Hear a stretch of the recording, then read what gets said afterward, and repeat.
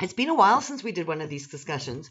Not that we haven't been having the discussions in the kitchen and the lounge, but we haven't brought them into the studio, and we've been kind of kicking ourselves for that. So sorry to everybody who's been looking forward to a next conversation about African spirituality and what we were discussing last time, the extension of that. Spirituality in general as well. Obviously, we know that there is a battle going on in the world right now. Battle perhaps for the souls of men, to be dramatic, or souls of men and women. But there are echoes of that battle also taking place on other realms, and that's something we've been discussing quite a bit, because it affects us as people who are mediums, as active, intuitive people. There is a disturbance in the force, so to speak.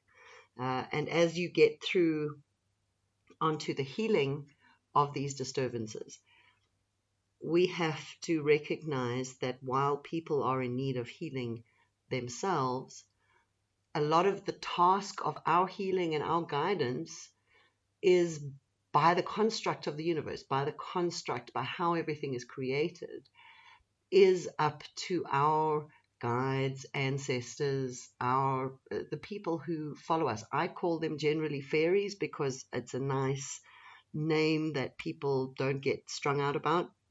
But in an African context, we can really just refer to them as ancestors or interested souls as part of our ancestry who are still on their own journey. And part of their journey, as far as we understand it, is to guide and direct the souls in this human manifestation, and through them achieve their goals too vicariously, or learn the lessons that they perhaps didn't learn in life. I've come to believe that they also get to correct any damage that they inflicted on the ancestral line through their descendants. So if you feel sometimes like you can hear your grandmother's voice, or you can feel her presence, or your great-grandmother, whoever it is that you feel connected to, it's likely a reality. It's likely that that's really what's happening. And that is the basis of African spirituality, saying that we are guided. But maybe we need to go back, because I was reminded this week about what we don't know. And I think sometimes when we have these conversations, we discuss it amongst ourselves, knowing each other's level of understanding. But maybe we need to take a couple of steps back. So Tuli, maybe if you could take it in terms of African spirituality, in terms of what you know to be true. How does the layout look? There's the person born into this human experience. What's going on for them? There they are. You can see them. They're a tangible form. What's happening around them? That's a difficult one. Maybe the context. In terms of like who's guiding them. A baby's born. A baby is born. Here's a baby born, right? How many people are in the room? It's like a riddle. There you go. A baby is born. How many people are in the room? There's quite a lot of people. For me, there's quite a lot of people in that room. Yes. Even in that baby. Yes. Because, the eyes may belong to someone else. Yeah. The mouth is someone else. The ears. So there's so many people in that one baby. Yes. And also, I have this concept that no child is born with their palms open. Everyone gets born with their palms folded. Okay, that's interesting. What's that about? Every child. Okay. So you're folding your gifts and your talents, and you're not coming alone. You are coming with your guiding angels. Yes. So that's my belief. I don't know who told me, but I know. I know that coming too. with those who are looking out for you to guide you. That is why when you say, something tells me to, you don't need to be a Sangoma to have that. But you'll say, something says I must. Something says I must go to Northgate. You don't know what's that something. Yeah. It's your guiding angels that you came with. Yeah. Yeah. So they'll talk to you. If you keep on ignoring them, then they keep quiet. Yes. Then you're on your own. Then you start running around to Sangomas, and then we tell you a lot of crap. But in just one person, there are lots of ancestors. In just one person. Yes. And do you find, because I find, I was just speaking to a client this week who has taken a very interesting, she started to follow a passion. She started to follow a guidance. And suddenly even more people are showing up. Do you find that people who become more active and spiritually awake in life, that they attract more of their ancestors? You'll start saying, okay, I'm Nkosi. That's my surname. And then as you go along, and then more and more people are coming up, and you say, but this surname, and then it will be explained that that was the great was married to so and so. It's like, oh, and then you find that people who are far back are coming, and then you look sometimes when you see them, you say, but my nose look like that nose. That is what I'm saying. In one person, there are so many ancestors. But we've kind of narrowed it down to wearing a cloth and becoming a Sangoma. No. We all have ancestors. Not all of them have a calling to heal. But the way you are, you are a combination of all your ancestors who have come with you. And they're going to have these different personalities in you. It's a question of managing that and understanding it. And creating a dialogue. How do we see the whole thing to me is, people are fascinated with, oh no, I must be a Sangoma, I must do that. But we as humans have this innate ability to communicate with our fairies, regardless of whatever our spiritual gifts are, whether, as you've said it, Julie, whether we're healers or not. We have this innate ability to communicate with our fairies, but we, for whatever reasons I'm not going to go into, we've been trained out of them to believe that it's a supernatural thing. It's not a natural thing for us to be able to do that. And the minute we're born, we're able to communicate with our fairies. So, I think a lot of that knowledge has been lost. And how do we kind of reinvigorate that to let people understand that that's a natural communication that happens?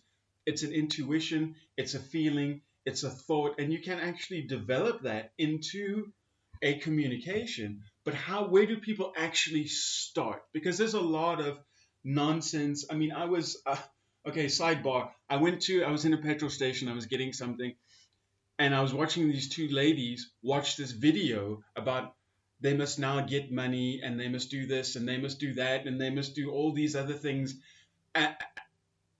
And I kind of let it happen because I was fascinated that they were bent over, staring at this person on this little tiny screen who was talking the biggest load of nonsense. This is how you do this. This is how you get money. I'm like, ladies, can I just interrupt you here for a minute? The only thing you need to do is A, be happy, and be happy, and be happy. But the other thing that I would have added, had it not been in a petrol station, was you need to figure out how to communicate with your people just in terms of like a normal conversation, and not like you need the bells and the whistles, and you need this herb, and you got to go and sit to face the East Mountain, magic mushrooms, got to face the East Mountain and do this. No, you can actually have a normal dialogue. But people don't understand that because for whatever reasons, that information isn't there. And we believe that it's a supernatural thing. And then we go out, oh, we must go and speak to...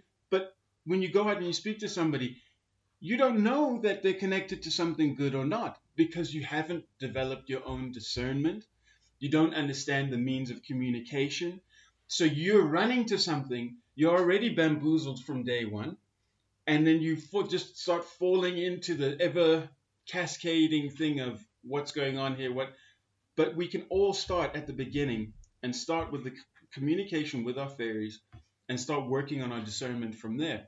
But how do we do that? How do we start? That's my big thing is like, okay, what's a good... So 2 notes on this. The first one is because you were born in this age, I think you think it's normal. And because it's always been normal for you. But they burned my ancestors. Okay? Mm-hmm. They burned them at the stake. And they weren't even probably talking to fairies. They were probably just mixing herbs. Mm-hmm.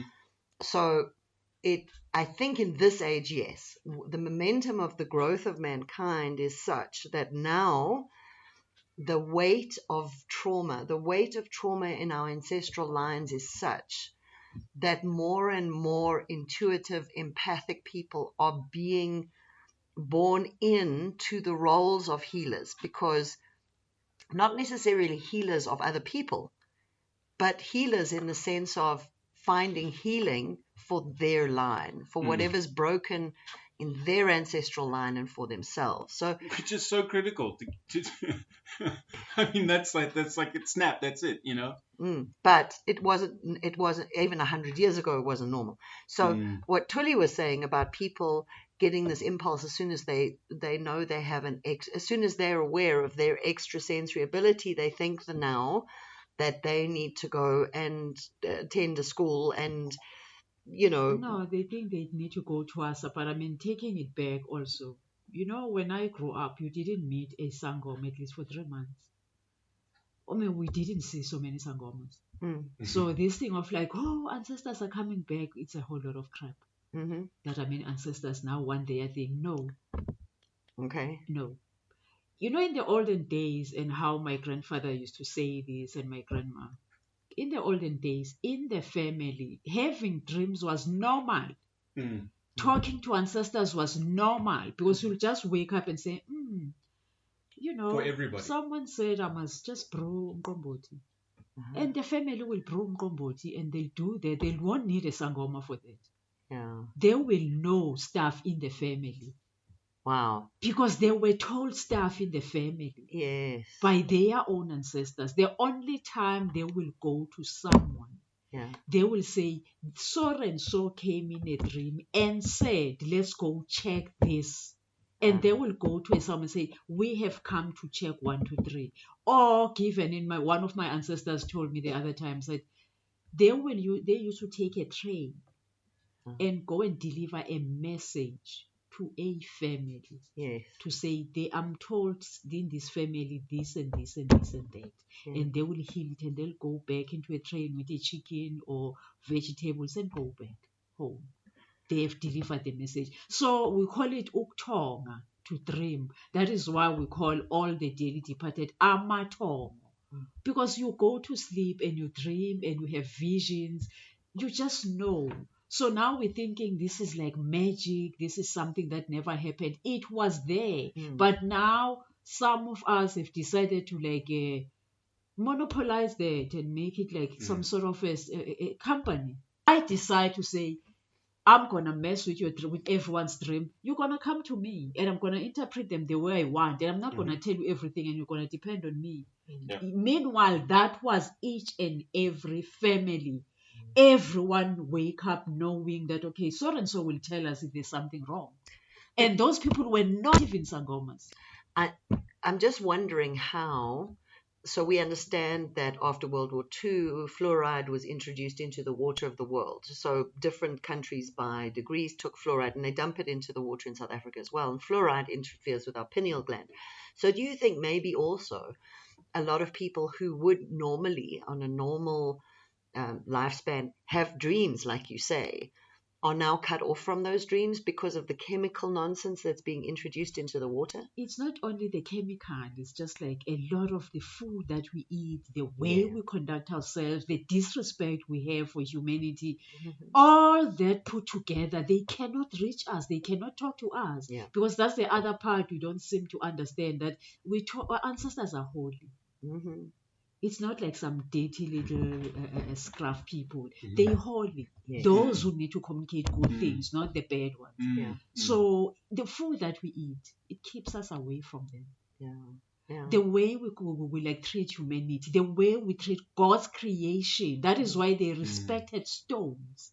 They respected a tree. So that respect, we've lost it. So how are they going to talk to us the way they used to talk? And also, I remember this when we were having conversations about when we were connecting with your Native American ancestry. And the conversation that we had with them was that you had to go and research their culture and their stuff because they had no way of communicating with you with your complete lack of knowledge of their of where they came from. And perhaps that's something too, because we've come so far from the world that they lived in.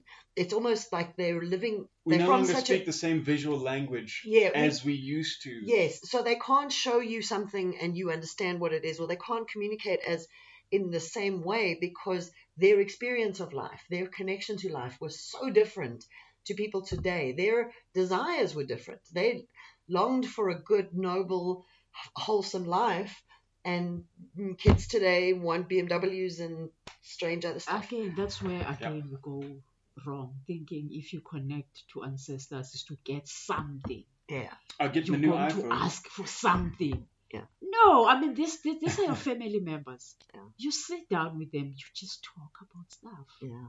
And they are coming to tell you what went wrong, where, how to fix it. But we've moved away from there. We want stuff. We want things. Acquisitions, stuff. Well, yeah. that's the lie that's been sold to humanity. That's the lie of materialism, that things will make everything better. And yet we look in the world and we see that that's a lie because some of the wealthiest people in the world are the unhappiest people in the world. And So, then we'd be the first to tell you that money doesn't make you happy, but we're not listening. and such a We're still difficult chasing. conversation because it's not to say that a happy life can't be abundant. It's got so many hooks in it.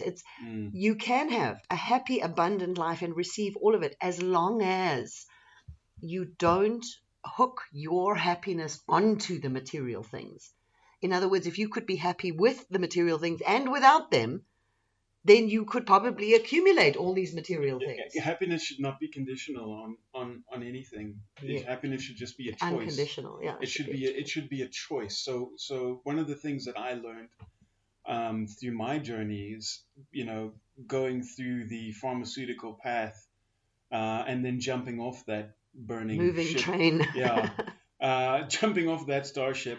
You really get to a really low place where nothing is happy, nothing makes sense. But then what I did is I made it my choice every day to be happy, to find happiness that was not dependent on the chemicals in my brain or the lack thereof. I want that new BMW. Why don't I have that? That'll make me so much happier. Or the new iPhone, or that laptop, or even something as simple as a new pair of socks. It's not. Your happiness is not based on those things. So, getting back to what my true happiness was finding the things that just gave me happiness, just gave me joy. Like, oh look, there's a butterfly. Isn't that beautiful? Oh, what a beautiful tree. And I think the request to ancestors, bring that into what Tuli's saying, if your communication, if you're going to ask for anything, it possibly should be guide me to thoughts that will make me happier. Maybe that's pure. Anyway, how do I fix so this? let's bring this into context now. Okay. So we've got this global battle happening. But just a moment, again, I always say, as Ngomis, our ancestors worship God. So they were always with God's messengers. Yeah. Is to you. I mean, if you go to God's way, it's clear to say, seek ye first my righteousness, and all these things shall be added unto you. So we don't want to seek God's face. And what is God's face? He's doing right. He's just be okay with nature, with all human beings. So we don't want to be okay with everyone, but we want stuff. So we are getting stuff. That is why we're not okay. Yeah, and because that takes us further away from the face of God, because that's what we should be focusing on. Okay, so we're in a battle in humanity. I mean, the last couple of years has been clear. There are people who want world domination, and the conspiracy theories are long and the rabbit holes are deep. But it's obvious just from looking at the impact of mankind that people's lives are not getting any better. There are things going on out there in the world that cannot really be explained. The science doesn't make sense. Lots of questions. Right, fine. But here we are as mankind looking for a way to improve our lives, to improve our state of being. And to that, where there are a lot of people out there telling us what we should and shouldn't do. And yet we become their puppets if we're not connected to our inner guidance. So it's almost an urgent, emergent thing that people connect with their inner guidance so they can be guided as to what's good for them or not, because we don't know right now if what people are being told is really in their best interests or is really in the best interests of some other people. So this urgency, there's a sense of urgency of getting people connected to their own guidance, their own inner guidance, connecting them again. Exactly. What to guidance God. do you need when you have your own guidance? Yeah. Well, it's always a touchstone. You can go to somebody else that you trust, that you receive guidance to go to. But if you have your own inner guidance that you can check in with, you'll always know, this sounds right, no, this sounds wrong. So at least it's a starting point. So there's the first thing. People need to connect to their own inner guidance, and there are ways that we can do that. And for me, meditation would be a way, prayer would be a way. I know for you, Tuli, there's a different set of things that Not you really. would. I mean, you pray and pasha is the same thing. Okay, yeah. I mean, if you're saying you are pasha, you're talking to your ancestors, you are praying. Yeah. So that is what you do. That's a good point. Instead of like going to someone to hear, I mean, no. Something you could hear for yourself first. You can hear for yourself first. And I mean, let's just face it. You can go to someone, but the minute they don't tell you the right thing, we know whether you are a sangoma or not. But because we're scared, we've been conditioned to say there's a superhuman being out there who knows it all. We tend to disregard that little voice that says, this is not right. Yeah. And that is where we go wrong. Because if you go back after doing something that you were told that's not right, to say, but I knew it on that day when I was told this, that something is wrong. Yeah. As I said, we all arrive with our guardian angels who are looking out for us, who always have our backs. But what humanity taught us, there's this supernatural person who will tell you everything, who's like, who's got what, a direct line to God and your ancestors. There's no such a person. You are. Well, that's there's a exactly. There is no such a person. It's the buck starts with you and stops with you. Because ultimately, when we die, I'm not going to be able to go to God and say, well, you see, Lord, I did this thing because they said it was a good idea to do that thing. Yeah. No, man, you made that decision. You did that thing. Yeah. Here's the consequence. You're accountable for that. So why would there be somebody to? What is that person now going to jump in? Oh no, wait, Lord, hang on a second. I'm here. Sorry, I was late getting on the bus to heaven. I'm just going to advocate for this person. Really?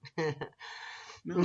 So let's bring in some laws and forces here, because if mankind is in such dire straits, there are people out there that would argue, okay, so where are these fairies? Where are these ancestors right now? If the world is in such need, if the world is in such dire straits, where are these people that should be helping us and should be healing and uplifting and all of that? Well, there's a couple of very strict laws about this. First of all, it's free will. The human experience is absolutely entrenched in free will, which is one of the battles we're having right now in humanity, is trying to hold on to our God-given free will. But free will means that our ancestors can assist us, but only if we ask. And there are other forces out there.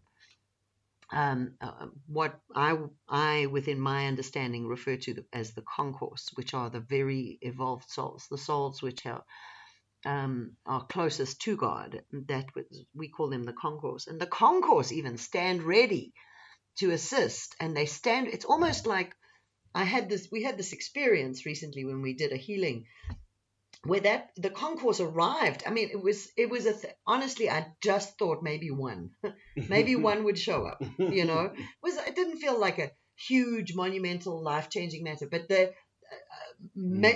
quite a few of these really heavy, energetic beings showed up in this healing, and what we received from that was that they stand ready to help, they stand ready to do, but they need the will of human beings. They need the will of people to be activated, to call them to help, because they cannot interfere unless we ask. Because of free will.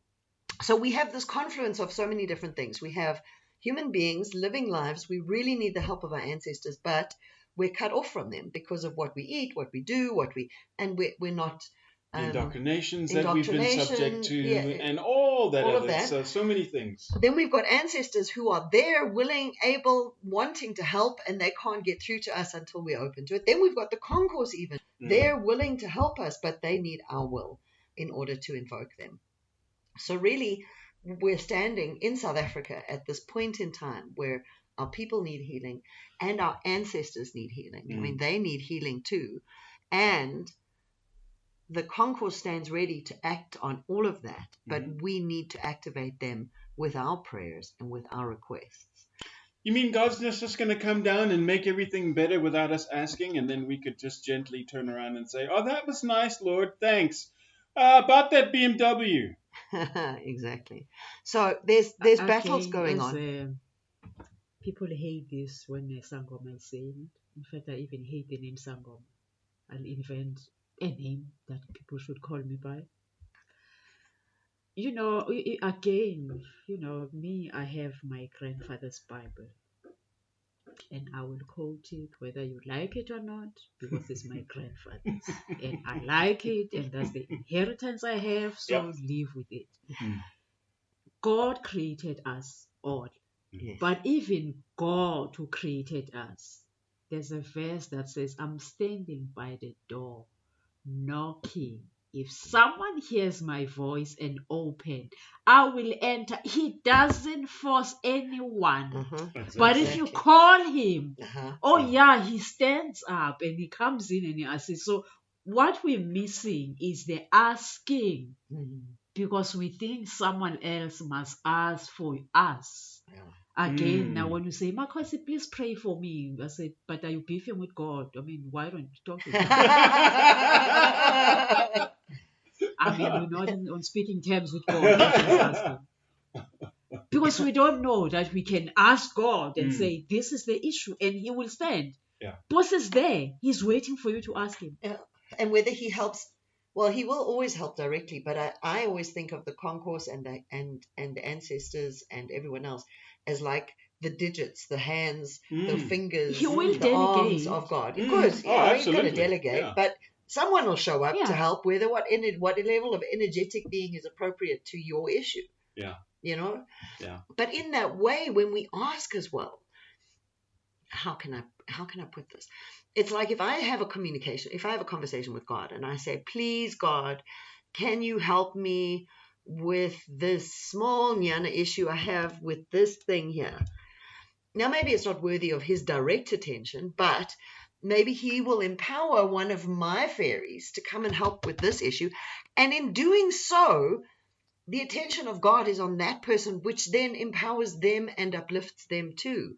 So whenever we pray, whenever we ask for assistance, we activate the light through this whole circle, this whole cycle. And really, it's praying for ourselves, praying for our ancestors, praying for others, praying for the world. But we have to. I think you two have touched on it perfectly.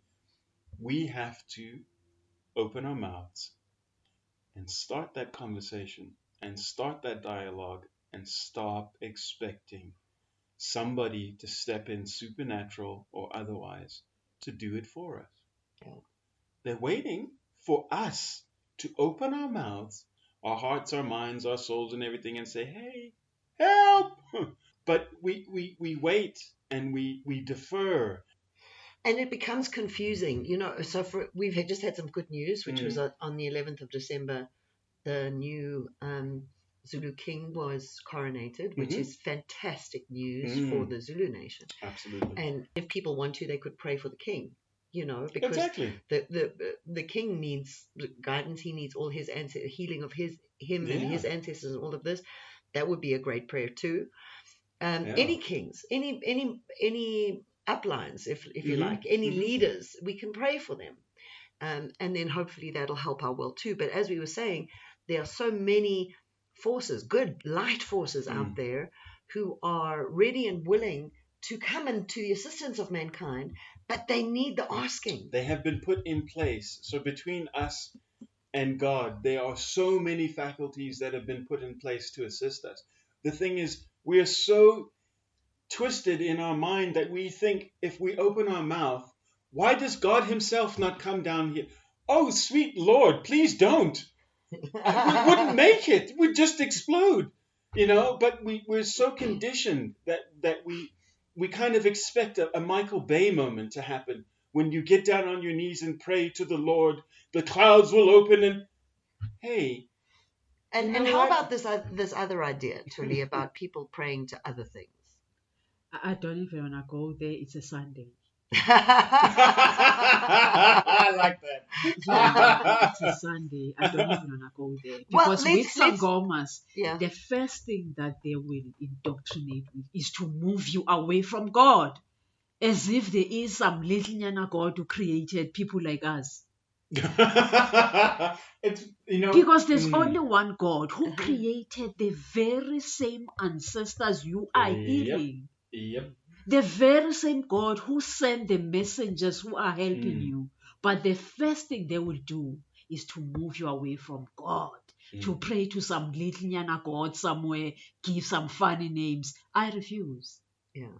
That's what I'm saying. That's a conversation for another day. Yeah. It's a Sunday. But let's talk about the advantages then. Let's turn it around. Let's say, okay, so let's say you are dealing with an organization, a multi-level corporate organization.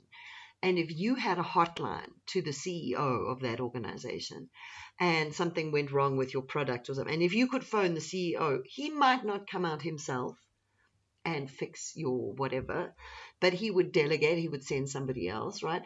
But if you're dealing with a product, the ideal, we'd all love to have the direct line to the CEO of Vodacom or the CEO of whatever. That would be a great way to work. If I'm going to buy this product, I want the CEO's number, that kind of way. Like your iPhone comes with Steve Jobs' personal phone number. Exactly. Wouldn't that be awesome? That would be cracker. Hey, I mean, yeah, you understand he's a fairy now, but well, if he is. But still, it's like the short circuit. It's like saying, okay, at least we know God is maybe the apex of creation. We know he's the light source. So if we pray to God, sure, our prayers might get picked up along the way by lower delegations, but that would be on behalf of God, so that's still in the light. So at least we're guaranteed of going in the right direction. Whereas when we choose to pray via others, I would personally not have the confidence that my prayers were going to the right place unless I direct them to God, and then whatever God wants to do with them, he wants to delegate them out. I'm cool with that because I know he knows everything. Yeah, you go straight to the source. I mean, why would you muck around with nonsensical nonsenses? That's another thing that drives me a bit crazy is that we, for some reason, don't believe that we can't open up our mouths and have a dialogue with God directly and have a prayer with God directly. That we need some kind of something other. No, you can't actually. Yes, there's prayers, and some of the prayers are very beautiful and very moving. But if you can't open your mouth and have an honest dialogue with God, then that's where you need to start. And that's one of the wonderful things I've heard you say, Tuli, is, for people to go to the place that feels special to them, whether it's the water or the trees or the mountain. Just go there. Go there. Go to the place that feels good to you and have a conversation with your people. Yeah, with your clean people. Because also, this idea of, there's a CEO, there's HR, there's everything. That is the analogy that has gotten a lot of Sangomas in trouble. Okay. Because they will give you stupid names. This is so and so who was sent by this and this. If you ask, this one's gonna bring rain and bring whatever. Keep your rain and keep everything. I will ask from God. Yes. And I will ask from my clean messengers. Yes. Yeah. Because if I'm asking these people that I don't even know if they were clean. Exactly. And then they bring in some stuff, then I'm stuck with 5 zombies. What do I do? Yeah. Because I asked like wrong people. Yeah. So I always say the first point of call, let me go to God. Yeah. And then God will delegate. Let me go to my clean ones. Mm. And they will send my neighbor, they will send the other one. They will delegate. They won't come in person. Mm. But the problem is like worshipping other gods Yeah. that you don't know nothing about. Yes. And that always cracks me up. It's like gods. You have gods, but there's God. Wait, hang on. No, that's a misconception. I think that we've allowed to be manufactured, because when you look at Greek, Roman mythology, all that other stuff, all the things that go back and back and back and back, you just start getting into this mucky territory of other gods, other deities. Hey, look, there's God. Mm. That's it. You know, this, when you look at this theologically going backwards, so you go back to the time of Krishna. Yeah. Now, Krishna came 6,000 years ago to a bunch of people who were living in trees, literally. I mean, they weren't very advanced, they weren't very sophisticated, and he taught through analogy. He taught through pictures and stories. And so you have these pictures of gods, Ganesh, these other gods that my understanding of reading those works is that those were the different faces of God. So he was explaining different aspects of one God. So he was explaining, and I've had these conversations with Hindu friends of mine where their understanding, their modern day understanding, is now that those were the different faces of the one God.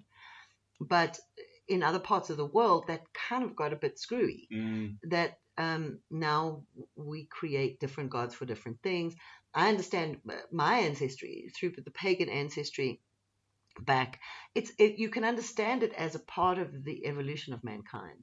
That when mankind was kind of rough, living in the dirt, that we assigned deities to the sun rising. We assigned deities to the harvest. We assigned deities to different things. But now, where we are in the world, we understand that this is the action of one creator. One creator is responsible for all of these different things. And but as a step in the path of the evolution of mankind, it's fine. If our great ancestors thought that there was a king of the god of the harvest, today we understand that harvest is an aspect of the whole of creation, and that the whole of creation, when you just look at creation, you can't argue that there isn't divine, there isn't a guiding hand behind creation. It's just so perfect, and everything just fits so perfectly, and everything moves so perfectly. But to go back to that, it's like you've got a baby, and you can't start talking about metaphysics, quantum physics, all of this complicated stuff to a baby, when really you just want the baby to understand, don't touch that, it's hot. So you got to, so as the child grows, the child then understands, oh, don't touch that, it's hot, that's a hot cup of tea. Oh, wait, hang on, there's many other things that are hot that I shouldn't touch, like the stove. But we grow in our understanding, and initially the message is very basic, is very simple, and it's easy for us to digest. But what we don't want to take into account is where we are today, and that we can understand in full comprehension that there are many aspects of God that we can't understand. So in our limitation, we try and assign that limitation to God. And we have to understand that that's our limitation to what God really is. He's not limited in any way. It's our understanding, and we have to grow our understanding. And as you grow your understanding, you see more aspects of what God really is, and you go, wow, I know nothing. Creation is. I know nothing. How everything fits together. Everything is just so perfect. You think you know something, and then you get to another stage of development, and you go, ooh, seems like there's a whole bunch of other stuff around that corner that I didn't even see. I know nothing. And when you can do that, and you can put your ego down and go, wow, it's so wonderful not to have to know everything. Okay, so here we are. Here's humanity right now. And we literally know nothing. We know how much we don't know. We all, I think the majority of mankind is feeling fairly disempowered right now, because these big muckers are running around doing crazy stuff. Yeah. So what is it? What is it that we can do? So here I am, Joel Schmo, in my little world, in my little universe, doing my daily stuff. Maybe I have a job, maybe I don't, maybe I'm, whatever I'm doing, what is it that I can do? All these ordinary folk, South Africans, and even across the world, anyone who has any resonance with Africa. So what is it that we can do? Let's talk to South Africans specifically. What is it that we can do in South Africa to, as just a simple step, something to aid the revival of to help clean out the ancestral planes, to help empower our ancestors and through our will activate them to assist mankind. Tilly, you had a thought about Thursdays? First of all, stop going to Twasa. Just stop. There, if I had it my way, I would say for 2 years, let there be no one who's going to Twasa. If I had it my way, let people go back to their small Nyana shrine and connect with their own ancestors and their God the way they understand God. Can we do that for starters? Before you take bags and say you're hearing voices there saying you must go to Asa. Can you connect to your people? What state are they in? Do they need cleansing? What form of cleansing do they need? Why do they need me to do it? Why don't they tell you how to cleanse? Why must you pay me to cleanse them? And when you come to me, why can't I say, oh yeah, they need cleansing, go and do it? Why must you pay me to cleanse your ancestors? Why must you take me to come and sort out your shrine? Why don't you do it yourself? Because these are your ancestors. They know that they want this little teddy bear here and they want this bowl of water here. Why must I do it for you? So before you even take bags and say you're going to Twasa, can you sort that out? Empower yourself. Who is this person you're talking to saying is your ancestor? How does it feel when you talk to them? Do you want to run away or do you feel happy? Do you smell roses? Yeah, the feeling. Yes, thank you. Yes, that's important. That's an important thing. How does it feel? Oh my goodness. Yes, exactly it. Like you have a dream, right? You have a dream. And in that dream it says, thou should go, blah, blah, blah, blah, blah, blah, blah. And you wake up and you're horrified. Why would that be a good thing to go and then just go and do without sitting and discerning and meditating and praying and maybe having a couple more dreams to kind of figure out and go, oh, wait, hang on.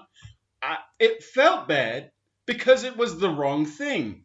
So it's a good thing I didn't go and spend that 500,000 Rand doing all that nonsense. I have what I know for sure, is that when I'm aligned to my fairies, when I'm speaking to my ancestry, it always feels a minimum of peaceful and even joyous. When I'm properly speaking to my people, there's always a positive feeling. There's no fear. There's only love. There's only good feeling. Even if I feel a little bit bad because I haven't already done it, or even if it makes me feel guilty, like, oh, I should have done that thing for that person long ago. And this is not what I'm talking about. I'm talking about the feeling of being in communication with them feels good. They feel good. They feel wholesome. They feel right. So people should be trying to connect to their own inner guidance. They should be activating that, whether it's through meditation, whether it's through... But as a country, come on. Thursdays, Tuli, your idea of Thursdays. How can we show solidarity with each other? How can we show that we are now showing up for the cleansing of Africa? We need to cleanse South Africa first. Then we will expand it to Africa, right. And I don't know if I'm being selfish, and I don't know. The Nguni spirit. This is Nguni land. We are Nguni people. I don't care if you're brown or pink or whatever. This is Nguni land. And we are all Ngunis. So let's forget about these little pockets. This one is using tea leaves. This one is using snuff. That one is using... No. If we were to say all light workers Thursday, you beat your type of a drum, they beat their own whatever, and we invoke the ancestors of this land, South Africa, Mhm. because we are sinking. It's December now. The accidents are starting. Mhm. The weather is bad. And you want Mhm. to tell me this is the will of God? No, it is not. Mhm. And I can tell you now, it is not. We are Mhm. infiltrated by bad spirits. Mhm. Mm. There's a lot of blood that is being spilled, and there is no government that's going to solve this. Mhm. Mhm. It's only light workers who are going to say it's enough. Mhm. Let's invoke ancestors of this land, the kings who once lived here. Yeah. Let's clean up our land. Period. Yeah, Yes. exactly. And if you don't have a drum, there is on this channel, whatever channel you're accessing to listen to this, there is a drumming track. There is a Nguni drumming track, and we will put up more. Just put it on your device and turn it up loud. 7:30 to 8:30 every Thursday evening. Just let the drums ring. Just let the drums ring across this land, because the ancestors, the negative spirits don't like the drumming, right? No, they hate it. They run Yeah. away. They run away from drumming. Yeah. They That's how we hate it. cleanse. And the Nguni ancestor, once you start beating the drum, they draw close. Yes. They are coming from the mountains, from the rivers. Uh-huh. They are like being like empowered. Yes. So we need to empower the Nguni ancestors, Mhm. because right now they are becoming extinct. Mm-hmm. We've brought in foreign spirits who Mhm. are not even spirits, who are like very bad, evil spirits. Mhm. Amadimoni. Mm-hmm. Bad spirits. Mhm. They are the ones who are running this country now. Mhm. And that should stop. Yeah. So Thursday nights, got that, everybody? 7:30 to 8:30, right? You'll know your fellow light workers or light beings or people striving for the light, because they'll be drumming too. Thursday evening, 7:30 to 8:30. Is it a deal? Let's get these Nguni spirits empowered. Let's help these ancestors clean this land. Let's pray. And if you don't have drums and drumming isn't your thing, please take out your prayer book, take out your prayers, whatever it is you're chanting.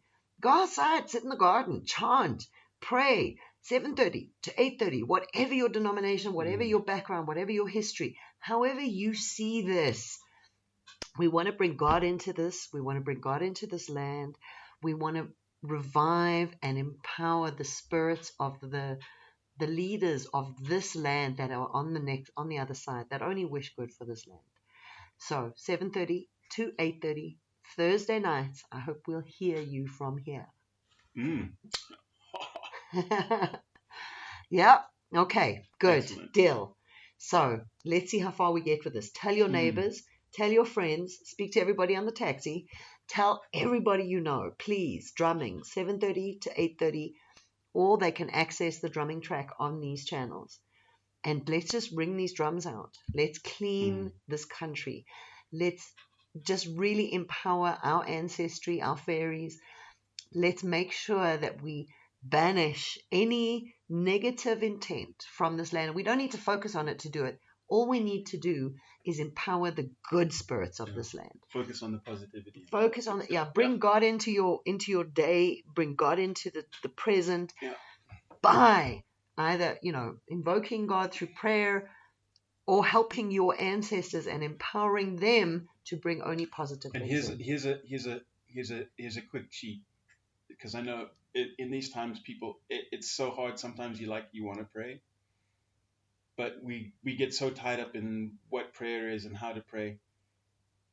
It's as simple as prayer is as simple as obviously what you say, but it can be as simple as, I'm going to clean the house. I'm going to clean the house as best as I can with whatever I have, and that's a prayer. So if you're having problems actually opening your mouth, opening your heart to pray, you could be of service to somebody. You could go and do something for them, and your intent is that service is my prayer. Or you could even do something for yourself, and your intent is that service for yourself is prayer. So there's so many ways to do this. Yeah. We just have to be open to them, and they're all things that are of the light. It's wow, being of service to somebody. Yeah, and our intention in all of this is uplifting South Africa, Yeah. the prayer, the protection and spiritual support Mm. of all the people of South Africa. So whoever is open to it, who is ever willing to receive it, please. And if we activate through our will, if we ask for that, it can be that simple. It's like, God, please, could you help the people of South Africa in whatever way is appropriate? Can you just please heal, uplift, and nurture the people of South Africa? Exactly. And if you're willing to open up to all the ancestors of the people of South Africa, all the ancestors that are around us, all the guides and fairies, as I call them, that are around us, include them in your prayers. Yeah. But let's start invoking our will. Let's start through our will giving path to the concourse, to the ancestors, to step in. And you also mentioned pepper, so people could also burn pepper, 7:30 to 8:30, and incense, to use a... Yeah, I mean, and incense sticks. I mean, people tend to shy. That's what I'm saying. Forget what we've been taught. That, I mean, this is wrong, this is right. If you've got incense sticks, burn them. Light a candle. Light a candle. Yes. 7:30 to 8:30. Put clean water in a glass. Yeah. Just do something. It's You as don't have to simple as say that. many words. Yeah. Just say, God, please help me. Help this land. Heal this land. 2 words of sitting quietly will... Because again, I'm going back. You'll have to get used to this. God said, if 2 or 3 people agree in my name, I shall come. Mm-hmm. So can we call him? Yeah. He will come because, hey, I don't like what I see in this land. Mm. I really don't like it, and I can't take it anymore.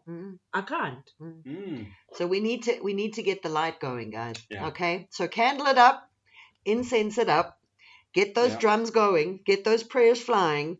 Let's open our will and ask God, the concourse, every positive spirit that is, please come and heal this land, heal these people. Please, let's get this done together, because if we're all asking together, there are 3 of us in the room right now, and we're asking, and if you're asking too, then that's a 4th person. So that's already enough of us, and we're asking every Thursday, 7:30 to 8:30, Thursday evenings. Let's just make it a collective effort. Yeah. And I know we can turn this around. Every Thursday, 7:30, 8:30, after dinner, let's go outside, stand outside in the street, whatever it is, beat the drum, light the candle, light the incense, and let's get this momentum going. Yeah? Absolutely. Okay.